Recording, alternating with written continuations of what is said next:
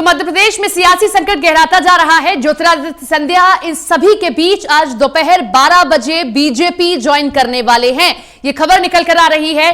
कल ज्योतिरादित्य सिंधिया ने कांग्रेस को बाय बाय कह दिया, इस्तीफा दिया।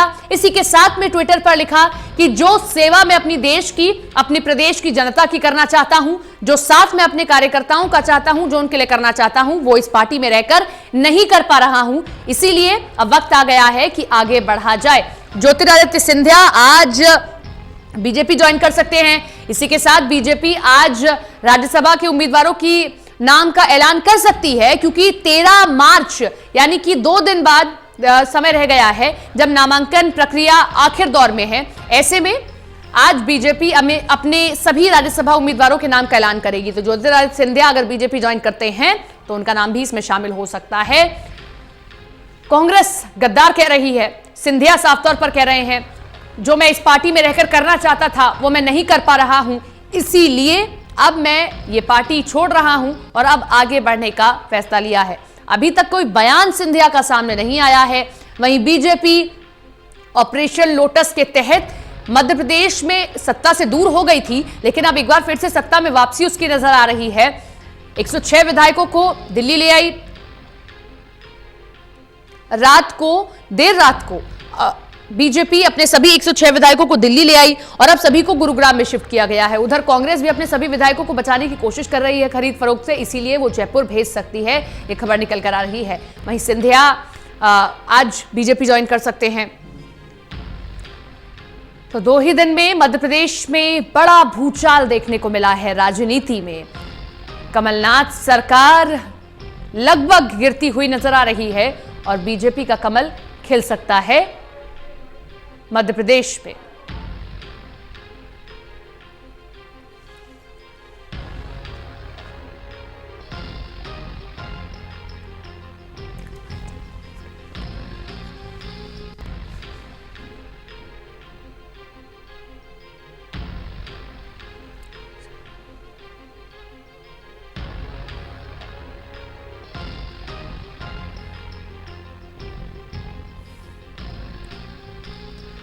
तो कमलनाथ सरकार मुश्किल में नजर आ रही है, क्योंकि 20 विधायक इस्तीफा दे चुके हैं। ऐसे में अभी भी कमलनाथ दावा कर रहे हैं कि वो सरकार बना रहे हैं। उनके संपर्क में कई विधायक हैं जिनको कैद करने की कोशिश बीजेपी कर रही है।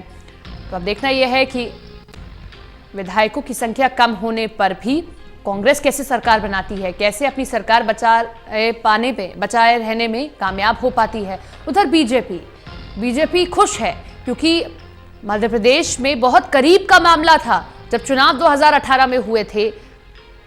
अगर हम सीट की बात करें तो सीट के लिहाज से कांग्रेस आगे थी, लेकिन वोट शेयर के हिसाब से बीजेपी आगे नजर आ रही थी। बहुत करीब का मामला नजर आ रहा था। इसीलिए बीजेपी के अंदर यह टीस थी कि वो इतनी सीटों के बाद भी सरकार नहीं बना पाई। हालांकि अब बीजेपी को लग रहा है, जब सिंधिया कांग्रेस को छोड़ चुके हैं, 20 विधायक इस्तीफा दे चुके हैं, तो कांग्रेस सत्ता से बाहर हो जाएगी और बीजेपी की एंट्री मध्य प्रदेश की सत्ता में चौथी बार हो सकती है। हमारे साथ में ललित नारायण कांडपाल न्यूज रूम से जुड़ रहे हैं।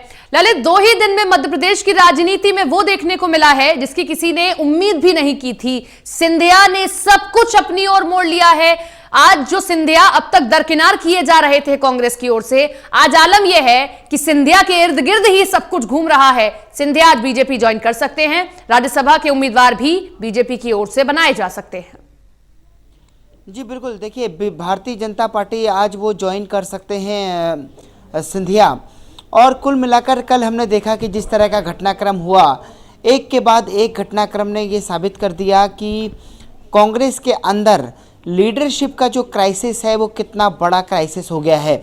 और आप देखिए, इस पूरी घटना की एक वजह जो मुझे समझ में आती है या जो राजनीति के तौर पर देखी जा रही है, वो सिर्फ और सिर्फ इतनी थी कि जो सिंधिया हैं उनको इस पूरे प्रकरण में जिस तरह से उनकी लगातार अनदेखी की जा रही थी, उनको बिल्कुल भी वेटेज नहीं दी जा रही थी। लगातार वो अपनी समस्याओं को लेकर मुखर हो रहे थे।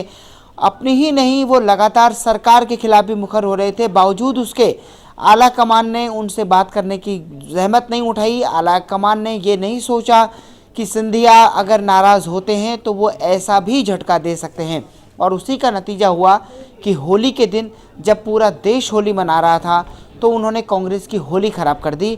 और भारतीय जनता पार्टी की होली जो है वो कोरोना वायरस के जिस तरह से ना मनाने का फैसला किया गया था, बावजूद उसके इस खबर ने और इस तरह के तख्तापलट ने कहीं ना कहीं भारतीय जनता पार्टी के लिए एक नई उम्मीद वहां पर पैदा कर दी।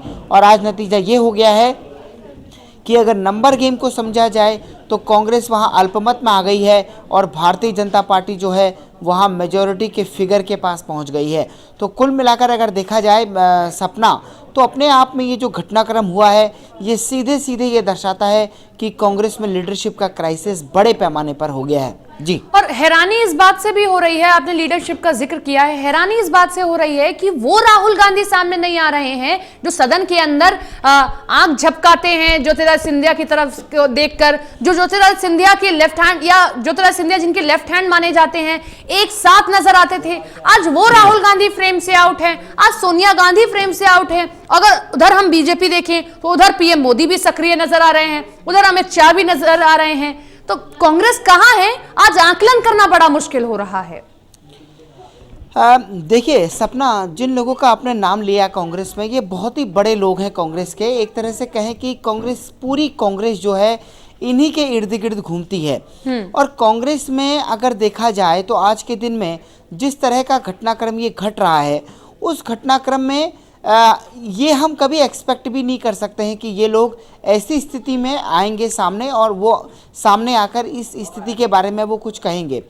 लेकिन एक बात हम इतनी जरूर कह सकते हैं कि इस क्राइसिस के बीच में अगर कांग्रेस के नेता भी एक्टिव हैं लगातार, और अगर जब वो फ्लोर पर ये मैनेजमेंट होगा, फ्लोर पर परीक्षण होगा कि क्या ज्योतिरादित्य सिंधिया के बाहर जाने से, बीजेपी में जाने से 22 विधायक जो गए हैं, बावजूद उसके अगर कांग्रेस सरकार बचाने में कामयाब होती है, तो हालांकि ऐसा अभी फिलहाल कहीं पर होता हुआ नहीं दिख रहा है, लेकिन अगर कामयाब हो जाती है तो कहा जा सकता है कि कांग्रेस की लीडरशिप पीछे काम कर रही थी। लेकिन अगर सरकार गिर जाती है तो निश्चित तौर पर यह कहा जा सकता है कि जिस तरह से हाथ पर हाथ धरे बैठे रहकर इससे पहले कई राज्यों में तख्तापलट हो गया और कई राज्यों में स्थिति बिगड़ गई। उस स्थिति में जैसे वहाँ पर हाथ पर हाथ धरे बैठे रहे, आज भी वैसे ही नज़र आएगा। और एक तरह से जो त्रासदी होगी उसको देखते रहने का गवाह जो है मौजूदा लीडरशिप तय करेगा।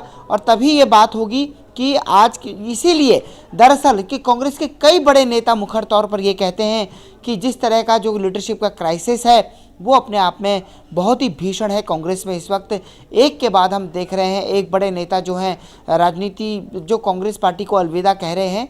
ये निश्चित तौर पर इस पार्टी के लिए बेहद ही बुरा दौर है और इस दौर से पार्टी को निकलना ही पड़ेगा। और मुझे लगता है कि कांग्रेस ये भांपने में बहुत देर कर गई कि सिंधिया इतने नाराज हैं कि नाराजगी इस आलम तक पहुंच जाएगी। क्योंकि जितना मुझे याद आ रहा है, जब उन्होंने अपने ट्विटर अकाउंट से कांग्रेस को हटा दिया था, कांग्रेस शब्द ही हटा दिया था और आम व्यक्ति के तौर पर उन्होंने अपना ट्विटर प्रोफाइल कर दिया था, शायद उसी वक्त समझ आ जाना चाहिए था कि सिंधिया किस ओर जा रहे हैं। लगातार सिंधिया को साइडलाइन करने की कोशिश की जा रही थी, अब वो खामियाजा भुगतना पड़ रहा है कि सिंधिया को आपने साइडलाइन किया और आज का समय है कि पूरी राजनीति सिंधिया के इर्द गिर्द ही है। देखिए सपना, जहां तक मैं समझ पा रहा हूं इस पूरे घटनाक्रम में, मुझे ऐसा भी नहीं लग रहा है कि राहुल गांधी ने या सोनिया गांधी ने उनसे बात करने की कोशिश नहीं की होगी, क्योंकि ज्योतिरादित्य सिंधिया बहुत बड़े नेता हैं और एक तरह से वो अकेले नेता नहीं हैं, बल्कि उनके परिवार का जो एक तरह से उस पूरे क्षेत्र में एक तरह से अपना वजूद है, उस पूरे क्षेत्र में अपनी पकड़ है और एक पूरी विरासत है उनकी। अगर देखा जाए तो उस विरासत को देखते हुए वो एक बहुत बड़े कद के नेता हैं और उनके साथ अगर बातचीत कांग्रेस पार्टी ने नहीं की होगी तो ये अपने आप में कांग्रेस का और भी बुरा दौर कहा जा सकता है।